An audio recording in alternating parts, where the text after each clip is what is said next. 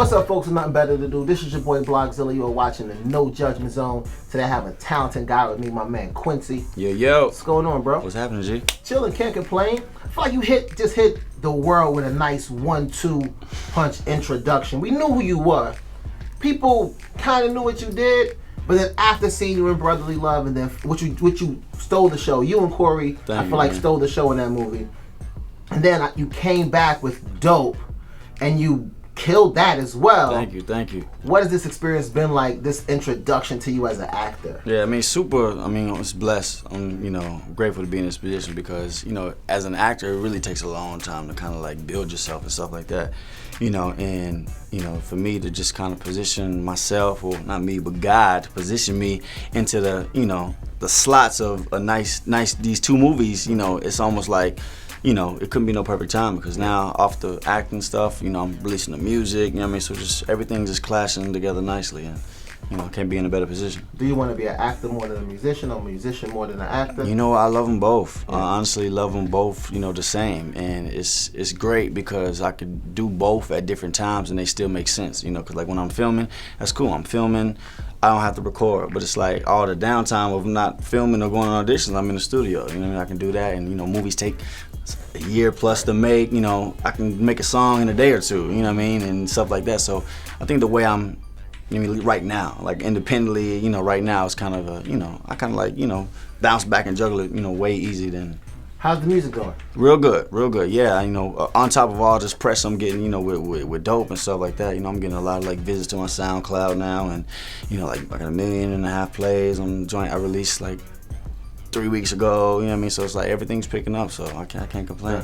How do you feel amongst your brothers and your family? Because everybody got something popping off. So how do you feel amongst them? Yeah, that's how we was raised. My pops always, gave us some talks like, look, I started young, so y'all gonna have to do that too.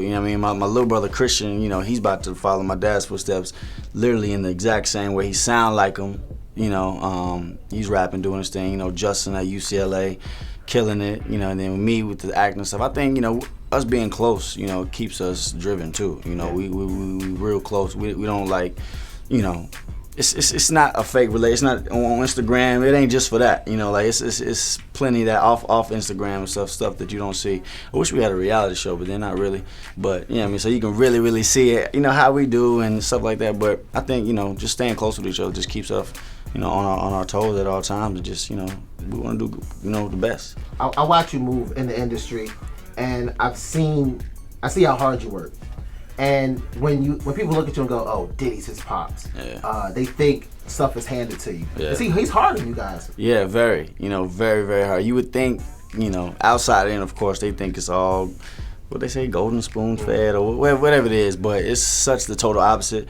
But I'm gonna just waste your time, trying to explain that, because like what you gonna believe, whatever, but that's why at the end of the day I still do what I gotta do. I still do my work, so I still put the work in, I like to say it's a lot. I seen it on Facebook one day, but everybody want to shine like Diddy, but don't want to put the work in like Puff. What parts of your life now are you putting into your music and stuff like that? It's just everything I experience, is always a thought that's just like, scrambled up somewhere to, make more things. And that being said, especially with the music, I don't necessarily take a situation and make a whole song about it. I stretch things out a little bit. So what I do is like, I get something that happened, a piece of that, and then almost like build off of that piece. I don't want to add every single element, because I can add that in some, some other material. So what I do, I just zone out when I have, a certain topic and stuff, and then I kind of like, I can use my imagination. It ain't like everybody saying is real life, true facts anyway. So what I like to do is just, I take my time with things. I don't like to rush the music, especially because my dad being who he is, musically, I have zero room for mistakes, because it's almost twice the pressure, twice the almost attention, and then I'm sure they don't know what to expect, but they expecting a lot, so that's kind of a, it's like a catch-22, damn if you do, damn if you don't situation. But that's why I just, like I said, stay focused, and I take my time with things. I think that's why everything is happening the way it's happening now, because before I was rushing, I got a cool song and put it out, all this type of stuff. But now, luckily the movies and stuff slowed me up, and that slowed my music down, it slowed my life down a bit, but then now everything is kind of coming together, so. Yeah. Do you struggle to find your own identity and to make your own name for yourself? I did. It definitely was. It was like frustrating just because I really couldn't get past the okay, that's Diddy's son, factor. But it's like the more mature I get and I got a bigger voice as I grow, then it becomes more. I run the plays now. You know what I mean? It's like when you smaller, you can't really dictate and can't really steer nothing the way you want it all the way. You can maybe do it a little bit and post a tweet and say this and that, but the whole package kind of comes with the experience, and that's kind of what I'm presenting to the world now, and I'm able to really, find myself and people to identify me from what I've been creating and the work I've been putting in. So it's like, all these years I've been kind of like, the errors, the mess ups, all that, everything, the positive, negatives is kind of what made me to who I am today, and I think people are really seeing that. What's your relationship with your brother like?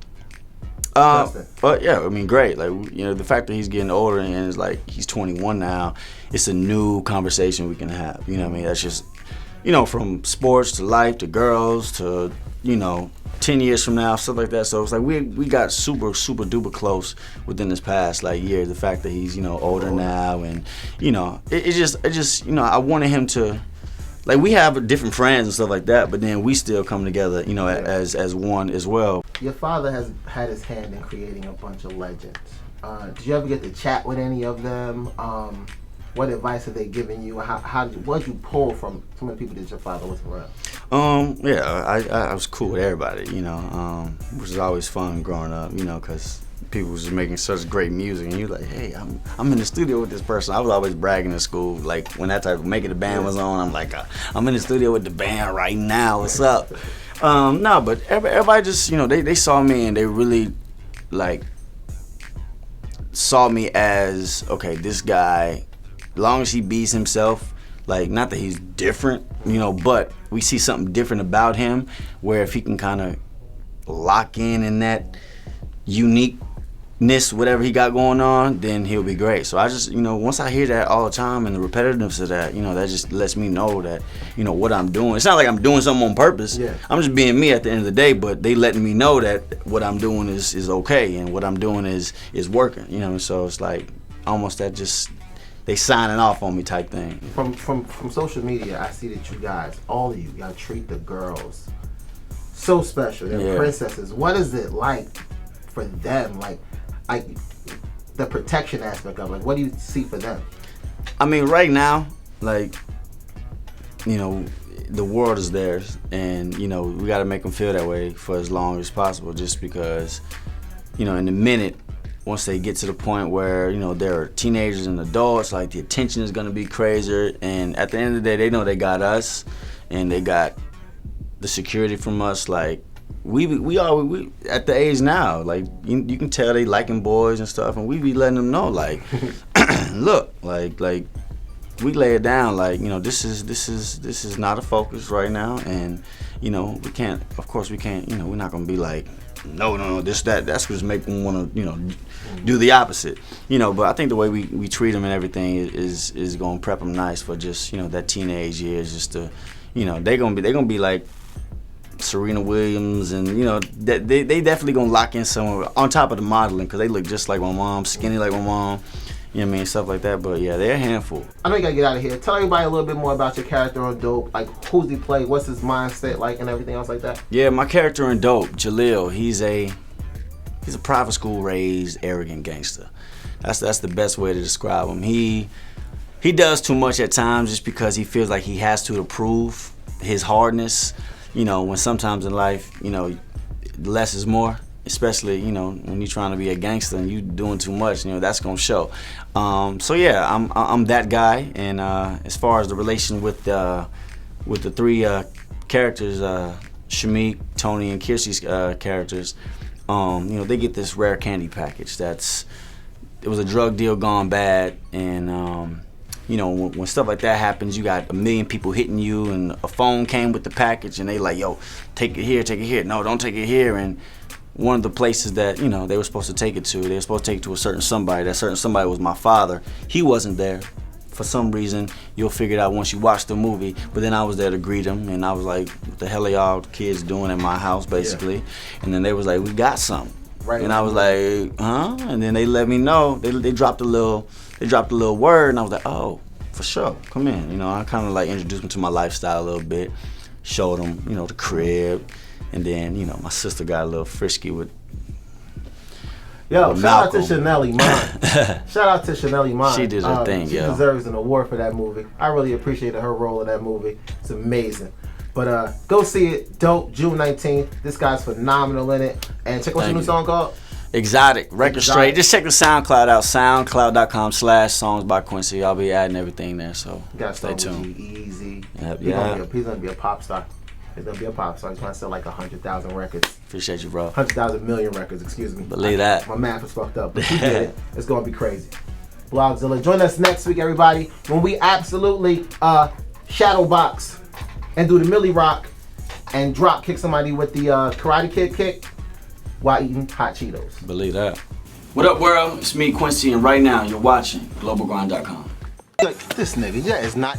This nigga can't even talk like that. How the fuck you say exceptional shit? Perfect. The look on her face when you surprise her with. All right.